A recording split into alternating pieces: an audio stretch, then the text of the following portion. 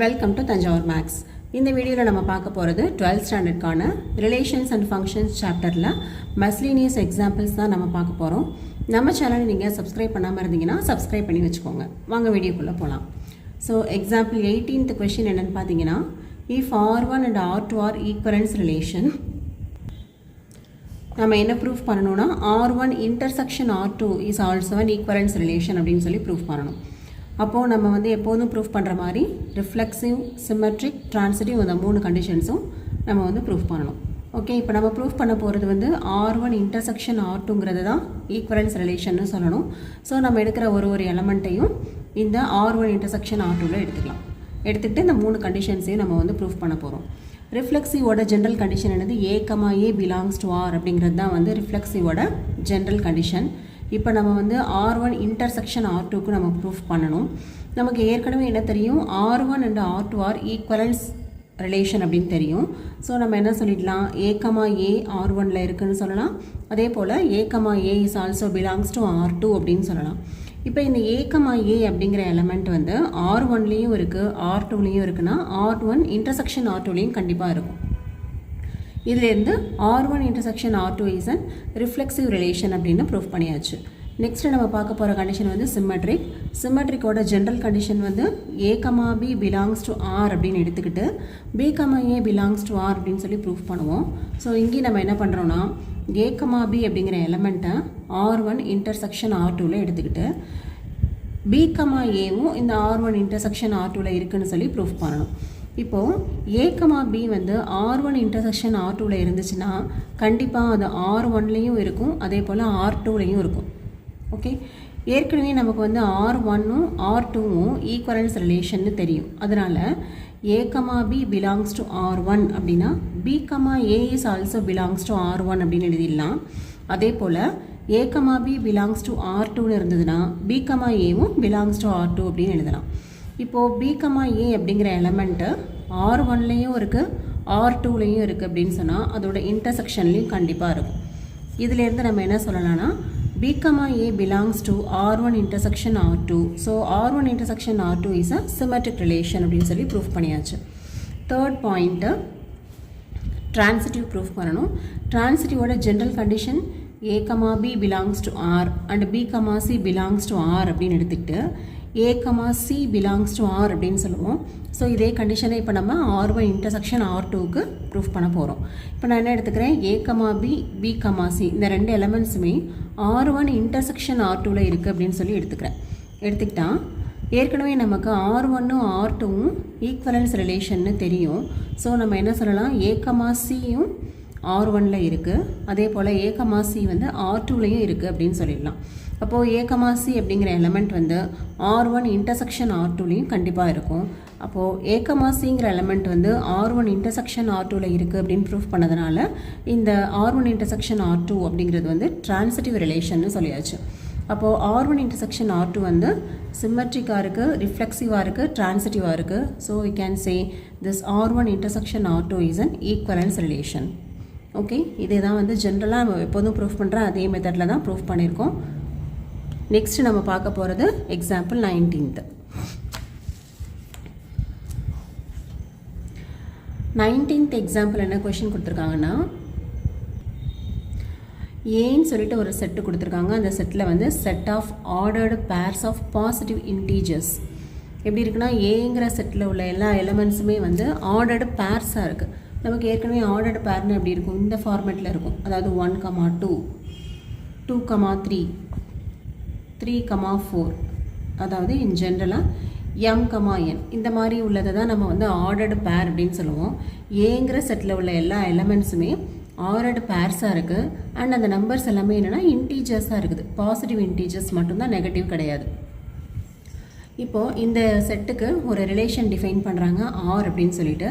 அந்த R வந்து எப்படி டிஃபைன் பண்ணியிருக்காங்கன்னா, X, Y or U, V if and only if XV equal to YU. பார்த்தீங்கன்னா ஃபஸ்ட்டு லாஸ்ட்டு அதுதான் இங்கே இந்த பிளேஸில் வருது. First element, last element X into V is equal to second element, first element. ஓகேவா, that is equal to Y into U. இப்போது இந்த எண்டை சேர்த்து ஒரு டேர்மாக போடுங்க.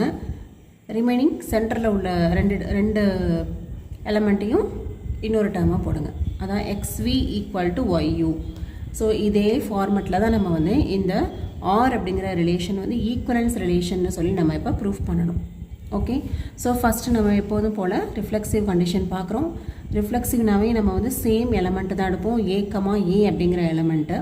பட் இங்கே நமக்கு கொடுத்துருக்கிற செட்டு வந்து செட் ஆஃப் ஆர்டர்டு பேர்ஸ் அப்படின்னு கொடுத்துருக்கிறதுனால நான் என்ன பண்ணுறேன்னா, நான் எடுக்கிற பேரை வந்து எடுக்கிற எலமெண்ட்டே எப்படி இருக்குன்னா ஆர்டர்டு பேராகவே தான் இருக்கணும்.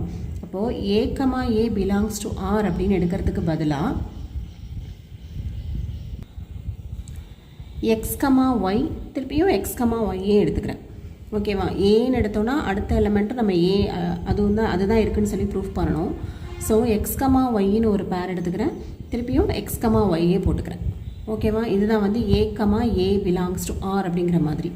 இப்போது நமக்கு கொடுத்துருக்கிற டெஃபினேஷன்லேருந்து x, y ஆர் x, yங்கிறது எப்படி எழுதுனான்னா இந்த லாஸ்ட்டு அப்போ x into y is equal to y into x அப்படின்னு சொல்லி எழுதலாம். ஏன்னா அவங்க டிஃபைன் பண்ணது அந்த மாதிரி தான் டிஃபைன் பண்ணியிருந்தாங்க. ஸோ xy = yx அப்படின்னு கிடைக்கிறதுனால கண்டிப்பாக இந்த ஆறுங்கிறது ரிஃப்ளெக்சிவ் ரிலேஷனாக இருக்கும். நெக்ஸ்ட்டு செகண்ட் கண்டிஷன் சிம்மெட்ரிக்கும் போது நம்ம என்ன எடுப்போம், a, b பிலாங்ஸ் டு ஆர்னு எடுத்துக்கிட்டு b, a belongs to R அப்படின்னு சொல்லுவோம். பட் இங்கே நம்ம வந்து சிங்கிள் எலமெண்ட்டாக எடுக்க முடியாது, எல்லாமே வந்து ஆர்டர்டு பேராக தான் இருக்கணும். அப்போ ஆர்டர்டு பேராக இருக்கணும் அப்படின்னு சொன்னால் நான் எப்படி சூஸ் பண்ணணும் அந்த எலமெண்ட்டை அப்படின்னா, ஏங்கிற எலமெண்ட் வந்து x, yன்னு சூஸ் பண்ணுறேன், பிங்கிற எலமெண்ட்டை வந்து u, v அப்படின்னு சொல்லி சூஸ் பண்ணுறேன். ஓகேவா, இப்போ x, y R u, v அப்படின்ற ரிலேஷன் இருந்துச்சுன்னு சொன்னால் நான் என்ன ப்ரூஃப் பண்ணணும், u, v ஆர் x, yன்னு நான் வந்து ப்ரூஃப் பண்ணணும். அப்போ தான் இந்த ரிலேஷன் வந்து சிம்மெட்ரிக் ரிலேஷனாக இருக்கணும். ஆர்டரை வந்து மாற்றினாலும் நமக்கு வந்து சாட்டிஸ்ஃபை ஆகணும். ஸோ நான் first a, b belongs to R அப்படிங்கிற கண்டிஷன் மாதிரி x, y R u, v அப்படின்னு சொல்லிட்டு இந்த கண்டிஷனை சூஸ் பண்ணுறேன். எனக்கு அவங்க டிஃபைன் பண்ணபடி இது எப்படி எழுதலாம், x into v = y into u அப்படின்னு சொல்லி எழுதிடலாம். Okay, next x into v நம்ம வந்து v into xன்னு எழுதிக்கலாம், y into u u into y அப்படின்னு சொல்லி எழுதிக்கலாம்.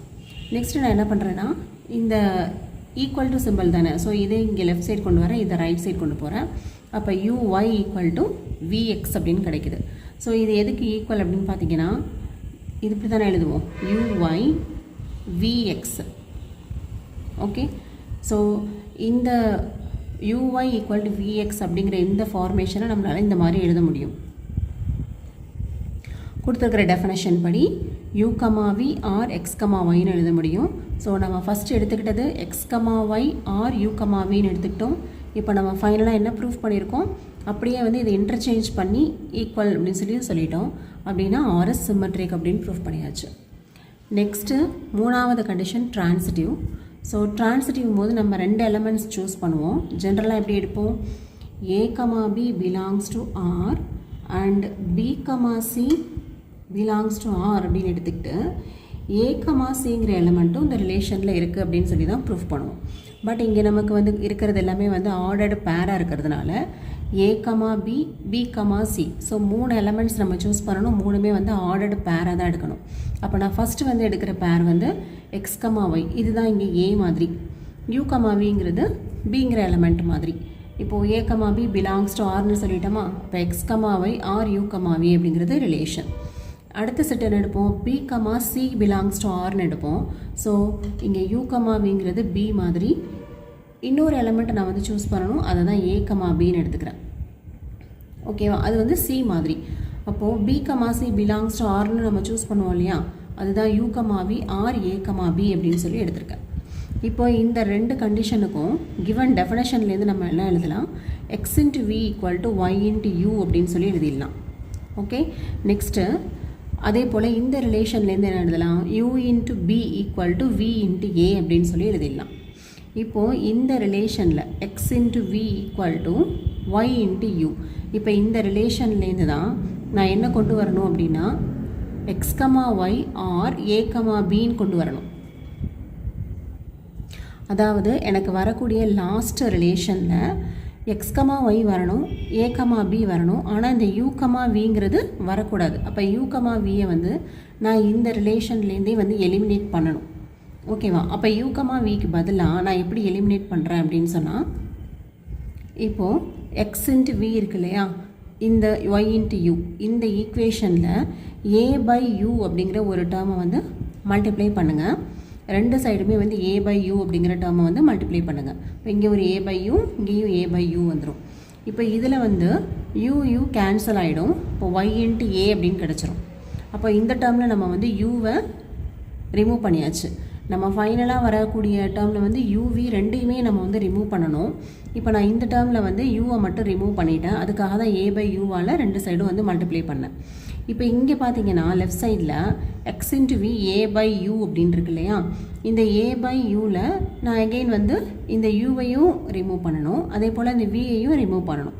இப்போ இதுக்கு ஒரு ரிலேஷன் நான் எதில் கண்டுபிடிக்கிறேன் அப்படின்னு சொன்னால், என்னோடய இன்னொரு ரிலேஷன் இருக்கு இல்லையா, இதுலேருந்து நான் ஒன்று ஃபார்ம் பண்ணிக்கிறேன்.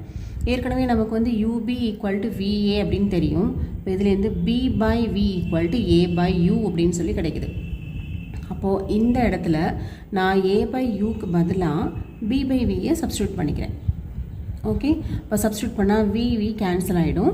ஃபைனலாக எனக்கு X into B equal to Y into A அப்படின்னு கிடச்சிருச்சு. ஏன்னா நமக்கு வந்து ட்ரான்சிட்டிவ் கண்டிஷன் வரும்போது ஏ கமா பியும் பி கமா சியும் எடுத்துக்கிட்டு ஏ கமா சியை தான் நம்ம வந்து ப்ரூஃப் பண்ணுவோம். அப்போ அதே போல் இங்கே வந்து எக்ஸ் கமா ஒய்யும் ஏ கமா பி மட்டும்தான் எனக்கு வந்து லாஸ்ட்டாக வரணும். இந்த யூ கமா விங்கிற டேர்மை வந்து நான் வந்து கட் பண்ணணும். அதுக்காக தான் இந்த மாதிரி சப்ஸ்டியூஷன் ஃபஸ்ட்டு வந்து இந்த ஏ பை யூவை மல்டிப்ளை பண்ணோம், அதுக்கப்புறம் வந்து ஒரு சப்ஸ்டியூஷன் கொடுத்துருக்கோம். கொடுக்கும்போது எனக்கு என்ன கிடச்சிருக்குன்னா எக்ஸ்பி ஈக்குவல் டு ஒய்ஏ அப்படின்னு சொல்லி கிடைக்குது. ஓகே, இப்போ இதுலேருந்து நம்ம என்ன எழுதலாம், X comma Y R A comma B அப்படின்னு சொல்லி எழுதிடலாம். அதாவது லாஸ்ட்டு மிடில் டேர்ம் கிடைக்குது. ஓகே, அப்போது இந்த கண்டிஷன்லேருந்து இந்த ஆர் அப்படிங்கிற ரிலேஷன் வந்து ட்ரான்சிட்டிவ் அப்படின்னு தெரியுது. அப்போ கண்டிப்பாக நமக்கு கொடுத்துருக்கிற இந்த ரிலேஷன் வந்து ஈக்குவலன்ஸ் ரிலேஷனாக தான் இருக்குது. நெக்ஸ்ட்டு நம்ம பார்க்குறது வந்து எக்ஸாம்பிள் 20. இதில் வந்து எனக்கு செட்டு எக்ஸ்னு ஒரு செட்டு கொடுத்துருக்காங்க. அந்த செட்டில் வந்து 1லேருந்து 9 வரைக்கும் நம்பர்ஸ் இருக்குது. R1 R2ன்னு சொல்லிட்டு ரெண்டு ரிலேஷன் டிஃபைன் பண்ணியிருக்காங்க. R1ங்கிற ரிலேஷன்லேயும் ஆர்டர்டு பேர்ஸ் தான் இருக்குது, எக்ஸ் கமா ஒய். இப்போ எப்படி நம்ம வந்து எக்ஸாம்பிள் 19ல் பார்த்தோமோ அதே போல் இங்கேயும் வந்து எல்லாமே ஆர்டர்டு பேர்ஸ் தான். R1 அப்படியில் எக்ஸ் கமா ஒய்யை X minus Y is divisible by 3 இருந்தால் இந்த ரிலேஷன் R1ல் எழுதிக்கலாம். R2ங்கிற ரிலேஷனில் எப்படி இருக்குதுன்னு பார்த்தீங்கன்னா, எக்ஸ் கமா ஒய் அப்படிங்கிறது வந்து 1,4,7 இருக்குது. அப்படி இல்லைன்னா 2,5,8ங்கிற செட்டில் இருக்குது. அதுவும் இல்லைன்னா 3,6,9. இந்த 3 செட்டில் எந்த செட்டில் இருந்தாலும் R2ங்கிற ரிலேஷனில் இருக்கும். இதுதான் வந்து டிஃபைன் பண்ணியிருக்காங்க. நம்ம என்ன ப்ரூஃப் பண்ணணும்னா R1ம் R2வும் ஈக்குவல் அப்படின்னு சொல்லி ப்ரூஃப் பண்ணணும். ஸோ நம்ம வந்து செட் அப்படிங்கிற சாப்டரில் நம்ம 11th ஸ்டாண்டர்டில் ஏற்கனவே படிச்சிருப்போம். ரெண்டு செட்டை வந்து நம்ம எப்போ வந்து ஈக்குவல்னு சொல்லுவோம் அப்படின்னு சொன்னால், ஒரு செட்டு வந்து இன்னொரு செட்டுக்குள்ளே கண்டெயின் ஆகிருக்கணும். அதாவது R1 ஈக்குவல் டு R2 அப்படின்னு ப்ரூஃப் பண்ணுறதுக்கு பதிலாக நம்ம என்ன ப்ரூஃப் பண்ணால் போதும், R1 is a subset of R2 அப்படின்னு சொல்லணும். அதே போல் R2 is a subset of R1 அப்படின்னு சொல்லணும். இந்த ரெண்டு கண்டிஷனையும் ப்ரூஃப் பண்ணிட்டோன்னா R1 is equal to R2 அப்படின்னு சொல்லிடலாம். ஸோ ஃபஸ்ட்டு நான் வந்து என்ன பண்ண போகிறேன், R1 is a subset of R2ன்னு சொல்லணும். அப்போ R1ல் ஏதாவது ஒரு எலமெண்ட்டை எடுத்துக்கிட்டு அந்த எலமெண்ட் வந்து R2லேயும் இருக்குதுன்னு சொல்லி ப்ரூஃப் பண்ணால் போதும். ஓகே, இப்போது நான் வந்து என்ன பண்ணுறேன்னா R2ங்கிற செட் எடுத்துக்கிறேன். அதில் என்னென்ன இருக்குதுன்னு பார்த்தீங்கன்னா 1 4 7 இருக்குது, 2 5 8 இருக்குது, 3 6 9 இருக்குது. ஓகே, R2ங்கிற செட் வந்து இந்த 3 செட்டில் ஏதாவது ஒன்றுத்தில் தான் கண்டெயின் ஆகிருக்குன்னு சொல்லியிருக்காங்க இல்லையா. இப்போ இந்த 3 செட்டுக்கும் காமனாக என்ன கேரக்டரிஸ்டிக் இருக்குதுன்னு பார்த்தீங்கன்னா, டிஃபரன்ஸ் கண்டுபிடிச்சிங்கன்னா 7 மைனஸ் 4 வந்து 3 வரும், 4 மைனஸ் 1ம் 3 வரும். அதே போல் 5 மைனஸ் 2ம் 3 தான், 8 மைனஸ் 5ம் 3 தான். இங்கேயும் டிஃபரன்ஸ் பார்த்தீங்கன்னா 6 மைனஸ் 3 தான் வருது, 9 மைனஸ் 6 வந்து 3 தான் வருது. அப்போ இது எல்லாத்துக்கும் என்ன கேரக்டரிஸ்டிக் அப்படின்னா, டிஃபரன்ஸ் வந்து எல்லாமே எப்படி இருக்குன்னா 3ஆக தான் இருக்குது. ஓகே, அப்படி அதாவது மல்டிபிள் ஆஃப் 3 அப்படின்னு சொல்லலாம். இப்போ the difference between any two elements of these set is multiple of 3. Okay, next அதுவே ஏன் மல்டிபிள் ஆஃப் 3ன்னு சொல்கிறோன்னா, இந்த 7 மைனஸ் 1 போட்டிங்கன்னா 6ன்னு வந்துடும். அப்போ அப்போ மல்டிபிள் ஆஃப் 3. அதே போல் 8 மைனஸ் 2 போடும்போது 6, அதுவும் மல்டிபிள் ஆஃப் 3 தான். இங்கேயும் 9 மைனஸ் 3 போடும்போது 6 வரும், மல்டிபிள் ஆஃப் 3 இருக்குது. அப்போ இதோட காமன் கேரக்டரிஸ்டிக்கே என்னென்னா difference between any two element of the set is multiple of 3 அப்படின்னு சொல்லியாச்சு. ஸோ இப்போ நான் ஃபஸ்ட்டு என்ன எடுத்துக்கிறேன்னா எக்ஸ்கமா ஒய்ங்கிற எலமெண்ட்டை R1ல் சூஸ் பண்ணுறேன். இந்த எக்ஸ்கமா ஒய்ங்கிற நான் எடுக்கிற எலமெண்ட்டு R2லேயும் இருக்குது அப்படின்னு ப்ரூஃப் பண்ண போகிறேன். ஸோ எக்ஸ்கமா ஒய்ங்கிற எலமெண்ட்டை நீங்கள் R1ல் எடுத்துக்கிட்டிங்கன்னா அவங்க R1க்கு என்ன கண்டிஷன் கொடுத்துருக்காங்க, X minus Y is divisible by 3 அப்படின்னு சொல்லியிருக்காங்க. ஓகே, அப்போது X minus Y is divisible by 3ன்னு நமக்கு தெரியுது. டிவிசிபிள் பை 3ஆக இருந்தால் கண்டிப்பாக வந்து மல்டிபிள் ஆஃப் 3ஆகவும் தானே இருக்கும். ஏன்னா இப்போ வந்து ஒரு 9 அப்படிங்கிற நம்பர் எடுத்துக்கோங்களேன், இது வந்து டிவிசிபிள் பை 3 தான். ஓகே, அந்த 9ங்கிற நம்பரை நம்ம எப்படி எழுதலாம், மல்டிபிள் ஆஃப் 3ஆகவும் எழுதலாம். அப்போ டிவிசிபிள் பை 3 அப்படிங்கிறதைய நம்ம வந்து மல்டிபிள் ஆஃப் 3 அப்படின்னு சொல்லி எழுதிக்கலாம். மல்டிபிள் ஆஃப் 3ஆக இருந்ததுன்னா கண்டிப்பாக இந்த 3 செட்டில் ஏதாவது ஒரு செட்டில் இருக்கும். ஏன்னு சொன்னால் இது ஒரு டிஃபரன்ஸும் நமக்கு வந்து மல்டிபிள் ஆஃப் 3ஆக தானே கிடைக்குது. இங்கேயும் வந்து டிஃபரன்ஸ் தான் மல்டிபிள் ஆஃப் 3ன்னு வருது. அப்போது X minus Y is multiple of 3ஆக இருந்துச்சுன்னா கண்டிப்பாக இந்த எக்ஸ்கமா ஒய்ங்கிற செட்டு வந்து இந்த 1 4 7 2 5 8 3 6 9 இதில் ஏதாவது ஒரு செட்டில் டெஃபினட்டாக இருக்கும். இதை தான் நம்ம வந்து R2 அப்படின்னு சொல்லி கொடுத்துருந்தாங்க செட்டை. So x comma y is belongs to R2 அப்படின்னு சொல்லியாச்சு. நான் ஃபஸ்ட்டு என்ன எடுத்தேன், எக்ஸ்கமா ஒய்ங்கிற எலமெண்ட்டை R1ல் சூஸ் பண்ணேன். இப்போ எனக்கு எக்ஸ்கமா ஒய்ங்கிற எலமெண்ட்டு R2லேயும் இருக்குது அப்படின்னு ப்ரூஃப் பண்ணியாச்சு. அப்போ டெஃபினட்டாக R1 is a subset of R2 அப்படின்னு சொல்லிடலாம். So from 1 and 2 we can say R1 is a subset of R2. Okay, அடுத்தது வந்து ரிவர்ஸில் நம்ம சொல்லணும் R2 is a subset of R1 அப்படின்னு சொல்லணும். ஸோ அதுக்கு நம்ம என்ன பண்ணணும், எக்ஸ்கமா ஒய்ங்கிற ஒரு எலமெண்ட்டை R2ல் எடுத்துக்கிட்டு அது R1லேயும் இருக்குது அப்படின்னு சொல்லி ப்ரூஃப் பண்ணிட்டோம்னா முடிஞ்சிருச்சு. ஸோ எக்ஸ்கமா ஒய்ங்கிற செட்டு எலமெண்ட் வந்து R2ல் நீங்கள் சூஸ் பண்ணிங்கன்னா இந்த 3 செட்டில் ஏதாவது ஒரு செட்டில் கண்டிப்பாக இந்த எக்ஸ்கமா ஒய்ங்கிறது இருக்கும். ஏன்னா அவங்க கொடுத்துருக்கிற டெஃபினேஷனே அப்படி தான் கொடுத்துருக்காங்க. R2ல் இருந்துச்சுன்னா 1 4 7 2 5 8 3 6 9 இதில் ஏதாவது ஒரு செட்டில் டெஃபினட்டாக இந்த எக்ஸ்கமா ஒய்ங்கிற எலமெண்ட் இருக்கும். இப்போ இந்த 3 செட்டை எடுத்துக்கிட்டிங்கன்னா அதோட டிஃபரன்ஸ் வந்து எப்படி இருக்குன்னா நமக்கு வந்து மல்டிபிள் ஆஃப் 3ஆக இருக்குது. அப்போது X minus Y is a multiple of 3. Multiple of 3ஆக இருந்தால் திரும்ப நம்ம எப்படி எழுதலாம், டிவிசிபிள் பை 3 அப்படின்னு எழுதலாம். இப்போ டிவிசிபிள் பை 3 அப்படின்னு சொன்னால் அவங்க R1 கண்டிஷனில் கொடுத்துருந்தபடி இந்த எக்ஸ்கமா ஒய்ங்கிற எலமெண்ட்டு R1லேயும் இருக்குது. இப்போ இங்கே செகண்டில் பார்த்தீங்கன்னா எக்ஸ்கமா ஒய்ங்கிற எலமெண்ட்டை R2ல் எடுத்தோம். இப்போ எக்ஸ்கமா ஒய்ங்கிற எலமெண்ட்டு R1லேயும் இருக்குதுன்னு சொல்லி ப்ரூஃப் பண்ணிட்டோம். இப்போ R2 is a subset of R1 அப்படின்னு சொல்லியாச்சு. இப்போ ஃபைனலாக பார்த்தீங்கன்னா R1 is a subset of R2 and R2 is a subset of R1. அப்போ டெஃபினட்டாக நம்ம என்ன சொல்லலாம்னா R1 is equal to R2 அப்படின்னு சொல்லலாம். இது வந்து நம்ம செட்டுங்கிற சாப்டரில் பார்த்துருப்போம். இதுதான் நம்மளை ப்ரூஃப் பண்ண சொல்லியிருந்தாங்க. ஸோ இதோட ப்ரூஃப் வந்து ஓவர். நெக்ஸ்ட்டு நம்ம பார்க்க போகிறது எக்ஸாம்பிள் 21.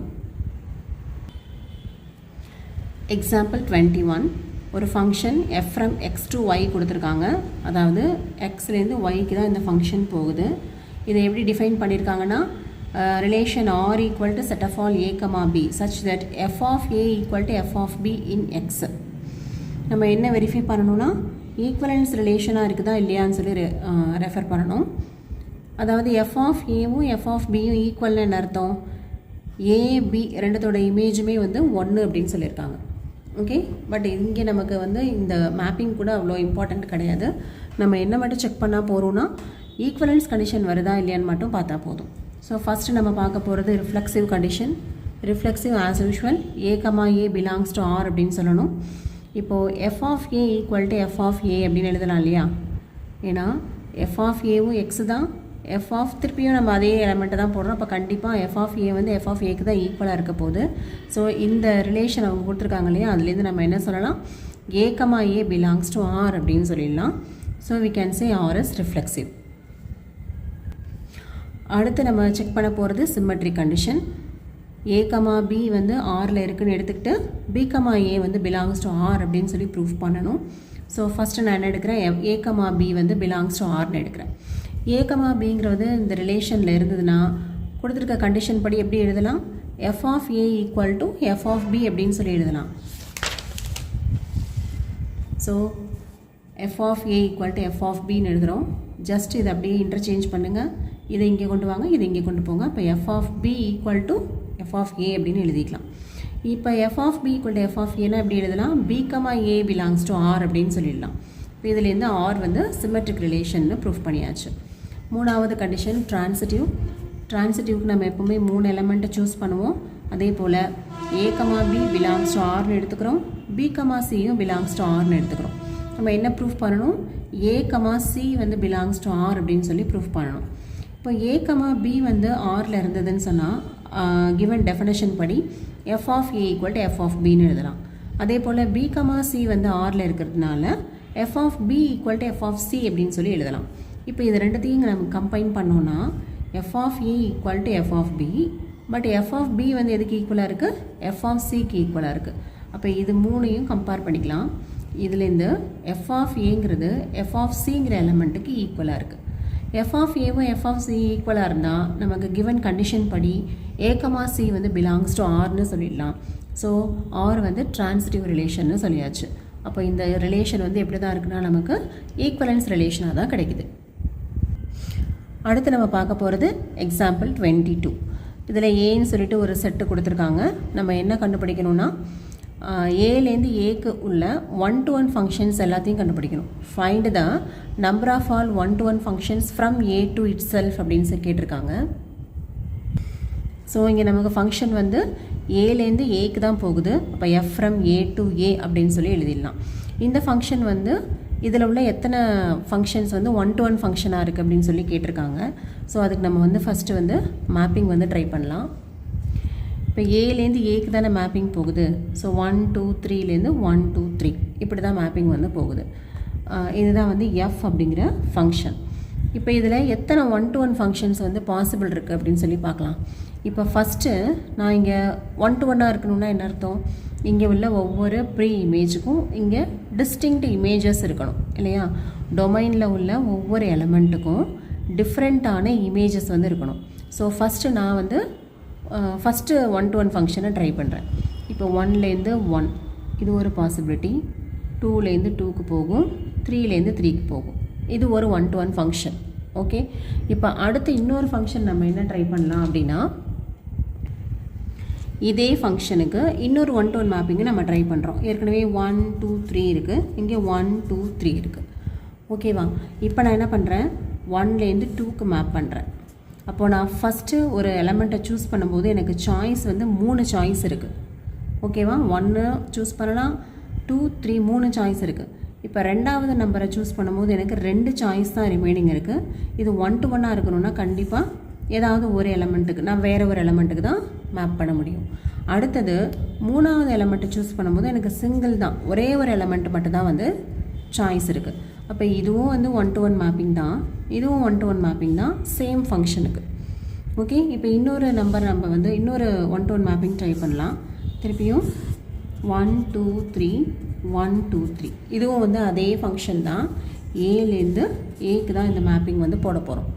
இப்போ இதில் பார்த்தீங்கன்னா இந்த 1ங்கிற எலமெண்ட்டை நான் 3யோட மேப் பண்ணுறேன். இப்போயும் எனக்கு ஃபஸ்ட் எலமெண்ட்டை நான் மேப் பண்ணும்போது எனக்கு 3 சாய்ஸ் இருக்குது, நான் எதை வேணுமோ சூஸ் பண்ணிக்கலாம். இப்போ இந்த மேப்பிங்கில் பார்த்தீங்கன்னா 1 எடுத்தேன், இந்த மேப்பிங்கில் 2க்கு மேப் பண்ணேன், இந்த மேப்பிங்கில் 3க்கு மேப் பண்ணியிருக்கேன். அப்போது 1ங்கிற எலமெண்ட்டுன்ற நம்ம எடுக்கிற ஃபஸ்ட்டு எலமெண்ட்டுக்கு எத்தனை சாய்ஸஸ் இருக்குன்னா 3 சாய்ஸஸ் இருக்குது. ஓகே, அதுவே நான் ரெண்டாவது எலமெண்ட் எடுக்கும்போது எனக்கு 2 சாய்ஸ் தான் இருக்குது. 1 எடுக்கலாம், இல்லைன்னா 2 எடுக்கலாம். அப்போது செகண்ட் எலமெண்ட்டுக்கு எனக்கு 2 சாய்ஸ் மட்டும்தான் இருக்குது. மூணாவது எலமெண்ட் எடுக்கும்போது மிச்சம் என்ன இருக்கோ அந்த ஒரு எலமெண்ட் மட்டும்தான் எனக்கு வந்து சாய்ஸ் இருக்குது. அப்போ ஒரு சாய்ஸ் தான் இருக்குது. இப்போ இது பார்த்திங்கன்னா கண்டிப்பாக நமக்கு வந்து பர்முட்டேஷன் மாதிரி தானே வருது. பர்முட்டேஷனில் நம்ம வந்து 11th ஸ்டாண்டர்டில் படிச்சிருப்போம். இப்படி தான் வந்து ஃபஸ்ட்டு நம்பர் எடுக்கும்போது சாய்ஸஸ் வந்து நிறைய இருக்கும், அடுத்தடுத்த நம்பருக்கு ஒரு சாய்ஸ் வந்து குறைஞ்சிக்கிட்டே வரும். அப்போது இங்கேயும் வந்து number of all 1-to-1 functions நம்ம கண்டுபிடிக்கணும் அப்படின்னா அது வந்து நமக்கு பர்முட்டேஷன் மெத்தடில் தான் வருது. ஓகே, ஸோ இதுக்கு எப்படி சொல்யூஷன் எழுதியிருக்கலாம் அப்படின்னா ஃபஸ்ட் நம்பர் எடுக்கும் போது எனக்கு சாய்ஸ் வந்து 3 கிடைக்குது, ரெண்டாவது நம்பருக்கு 2 சாய்ஸ் கிடைக்குது, மூணாவது நம்பருக்கு ஒரே ஒரு சாய்ஸ் தான் இருக்குது. ஓகே, இப்போ number of all 1-to-1 functions அப்படிங்கிறது நமக்கு நம்பர் ஆஃப் பர்முட்டேஷன்ஸாக வந்துடுது. 3 into 2 into 1 அப்படின்னு எழுதலாம். So 3 2s are 6. இப்போ number of all 1-to-1 functions வந்து நமக்கு எத்தனை இருக்குன்னா 6 1-to-1 ஃபங்க்ஷன்ஸ் வந்து இந்த ஏலேருந்து ஏக்கு நம்மளால் வரைய முடியும். ஓகே, இதோட இந்த வீடியோ வந்து கம்ப்ளீட் ஆகுது. இதுக்கு அடுத்து உள்ள எக்ஸாம்பிள்ஸ்லாம் வந்து நம்மளோட நெக்ஸ்ட் வீடியோவில் பார்க்கலாம். நம்மளோட சேனல் உங்களுக்கு பிடிச்சிருந்ததுன்னா லைக் பண்ணுங்கள், ஷேர் பண்ணுங்கள். ஏதாவது உங்களுக்கு வந்து டவுட்ஸ் இருந்தாலோ ஏதாவது கிளாரிஃபை பண்ணணுன்னாலும் நீங்கள் கமெண்ட் செக்ஷனில் கேளுங்கள். தேங்க்யூ ஃபார் வாட்சிங்.